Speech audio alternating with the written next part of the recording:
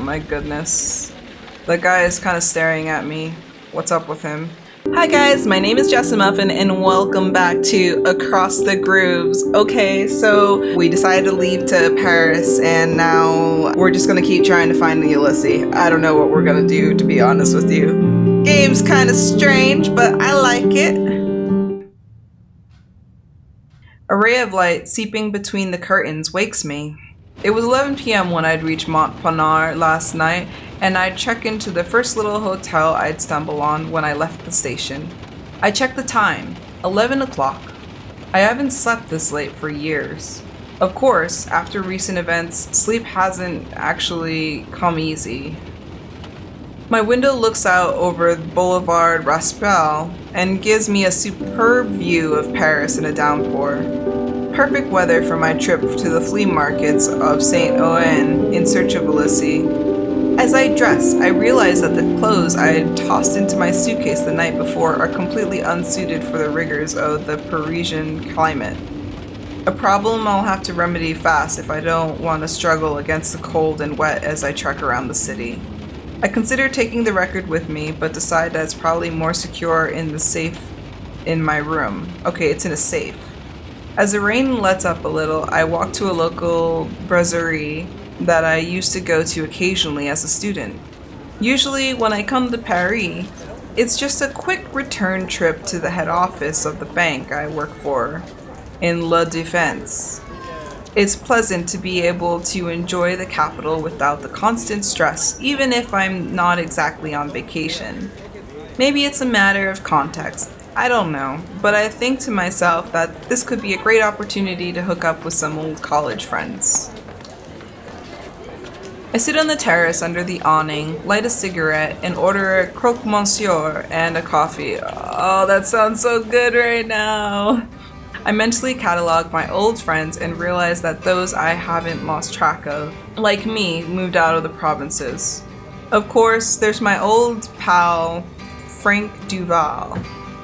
Last I heard, he still lives here. I could call him, see if he wants to meet up for a drink. Should we call Frank? But we're involving more people. But it could be a good thing that we're involving people, unless if he knows about the record somehow. Let's call Frank.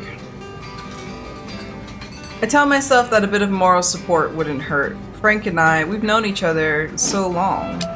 And I feel a little ashamed of myself for not catching up with him more often. This is the time to fix that. I grab my phone and dial his number.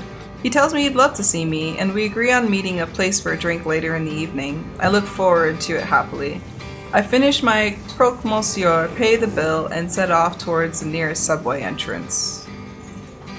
The rain is falling again when I get to Saint-Ouen. The address that Mark gave me is stall 73 in Jules Valle's Market. Valle Market? First I deal with my most pressing problem and go into the first thrift shop I come across. I'm freezing! Give me clothes! There's no shortage of them here in Saint-Ouen. Man, this woman looks very eager to sell me stuff. I quickly rummage through the overflowing racks of eclectic garments, trying to find something practical, cheap, and warm. I select an old coat, long, with a fur collar. It's not exactly the type of thing I usually wear, but I think to myself, after all, why not? I slip it on, just my size. The young woman at the cash desk assures me that it looks fabulous. A few minutes later, a few euros lighter, but ready to face the fall drizzle, I head out in search of Ulysses' stall. The neighborhood is a real maze, and I'm going in circles for some time before I finally stumble on the entrance to Jules Valle's Market. It's well into the afternoon, and some of the stalls have already begun to close up shop. I hope I'm not going to pay for my life in by finding myself facing a closed metal shutter. My lie-in. I'm not certain. I work my way down a lane to stall 73. Oh my goodness. That guy is kind of staring at me. What's up with him? Unfortunately, instead of the old record stall I had hoped to find, the place is taken by a bookseller. A bit further along, there's a stall selling 1950s furnishings, which also has a few boxes of old records. Above the storefront, a sign announces Patty's Store, Hardware and Records. Maybe the owner, a young woman who looks like a Betty Page imitator, will be able to help me. On the other hand, the bookseller is unhurriedly moving his boxes of the books inside. The bookseller, a mustached old man, watches me with interest, probably trying to decide whether he should come over to me or let me go to him. Question the bookseller. I decide to relieve his indecision and go over to him. Good afternoon, mister. Pierre Duplot. Good to meet you. He holds out a hand. I shake it. Are you interested in old books? Can I help you with something? Yes, at least maybe. I'm looking for a stall that sells vinyl records. The address I was given is your pitch. I show him the paper with the address. Ah, yes, I remember him. Ulysse. A nice boy. He was doing some research into the thelema. He gave his stall up to me when he left for Paris. He left Paris? Oh man, I look even worse now. Yes, in the summer, about 3 months ago. That was a real stroke of luck. It's not easy to get a pitch here. There are some issues with the grammar and the spelling in this game. It's okay. If I might ask, why are you looking for him? He's a friend. I'm trying to track him down. Do you know where he went? The bookseller shrugs. Meh. England, London, probably? I admit I didn't ask, but that was the next logical step for his research. What exactly was his research? What I was telling you. He was asking me all kinds of questions about the Ordo Templi Orientis, the Thelma, if you prefer. Of course, I tried to direct him towards the real occultist Blavatsky, Steiner, and Papis in the pinch. Wait, the Thelema? What's that? Yes, you know, the occult movement founded by Crowley, among others. Crowley? The name's familiar. Aleister Crowley, an Englishman, he wrote the Liber Alvel Legis. You must have heard of it. There are plenty of fictional works that refer to it, a bit like Lovecraft or Edgar Allan Poe. Do what thou wilt shall be the whole of the law. I've got a very nice copy if you like, an American first edition, in excellent condition. But if you're really interested in the subject, the Theosophists are much more informative than Crowley. If I was you, I'd begin with Blavatsky instead of wasting your time with the melodramatic Satan worshippers. He grabs a thick leather-bound volume labeled Isis Unveiled from the shelf behind him. I realize that the conversation is getting out of hand. If he starts trying to sell me his merchandise, I'll never get him back on track.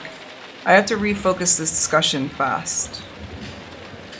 Press for an answer about Ulysse. Look, sir, I'm sorry, but I'm not interested in your books. I just want to find my friend. Aw, the old man looks crushed. He must be a real fanatic. I see.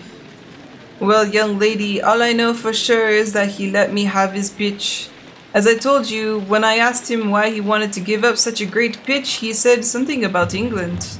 I have to admit I wasn't really concerned. After all, it is none of my business. Anyways, that's all I can tell you. But you should ask Patricia. She's got a stall a bit further down the row. He points at a stall full of 1950s furnishings. It's called Chez Pazzi. She might be able to tell you more, considering that they were seeing a lot of each other, she and your friend, if you know what I mean. The bookseller looks at his watch. If you'll excuse me, it's time to shut up shop. I don't have any advice for you, but you should hurry if you want to talk to Paddy. If you're ever looking for any particular publication, do let me know. Thank you, Mr. Duplot. Good evening. I know what I have to do. I approach the young woman who is writing in a large notebook. The day's accounts, probably. I guess you're Patty? She looks at me and answers with a slight Italian accent. Patricia! Patty's for the tourists. What can I do for you? I'm looking for the owner of the old record store on pitch 73, Ulysse. The new stall holder told me you knew him. Patricia gives a broad smile as she gazes at me. Let me guess. Alice, right? She burst out laughing at my startled expression, delighted to have astounded me, but without a trace of spite. It's funny. You're not at all how I imagined you'd be. But how? Oh, it's simple. Ulysse told me about you, of course. You really screwed his head up when you left him, you know? Oh, that's in the past. It's over. Patricia stares at me. Oh, it certainly wasn't over for him. That's for sure. Or for you either, actually, seeing as you're here looking for him. Well, how do you two know each other? He took stall 73 about, 3-4 years ago? He was just next door and he seemed so nice, so I went over to say hello and we became friends. Something tells me they were more than just friends. I'm reluctant to ask her. I'm Snoopy. Did you have a fling? Something tells me you were more than just friends, right? Yes, we were having sex, your man and I. He even lived at my place for a while when he first arrived in Paris. But it didn't work out? Patricia heaves a theatrical sigh, intensely Italian. No. But it had nothing to do with you, my dear. We weren't meant to last. Ulysse wasn't really my type, if you know what I mean. Patricia gives me a knowing smile and continues talking before I've really had the chance to figure out what she's trying to tell me. And I have to say that this hippie music got on my nerves really fast. Let me guess, you're more of a Cramps or Meteors type of gal, right? Exactly! We could see eye to eye on the Sonics and the Kinks, but that gave us a pretty small common ground. And of course, I soon realized that he was still hung up on you. Anyway, we broke up, but we stayed on good terms. He is not the type to hold a grudge, your Ulysse. Ask if she knows where Ulysse is. Do you know what happened to him after he left Paris? The new owner of his pitch told me he probably went to London. He left in a bit of a hurry, but that's what he told me too. What do you mean in a hurry? Well, it pretty much happened overnight. He didn't want to tell me exactly why he was leaving. To tell the truth, I thought he was leaving for you, to go back to you. I guess I was wrong. Patricia rummages in her bag and pulls out her cell phone. She checks the time. Oh, it's time to close up. Do you have any plans for this evening? Her question catches me unaware. I had a plan to meet a friend for drinks. Why do you ask? That's a shame. I could have introduced you to someone who might have some answers to your questions. I can cancel with Frank easy enough. I can always see him some other time. On the other hand, do I really want to spend my evening with Patricia and this mystery person? Let's ask for an explanation. Sorry, but what do you mean by someone who will have the answers to my questions? She smiles. An old musician that I know. Ulysse spent some time with him before he left. Maybe he can clue you in better than I can. What do you say? I want to see Frank. Alright guys, what I'll do is I'm just going to leave it here. We're going to wrap up and we'll come back and we'll figure out who we're going to see. I don't really like canceling plans. It's kind of rude, so I kind of want to go see Frank, but Patricia is technically our only lead. Alright, so thanks for watching. I'll see you guys next time.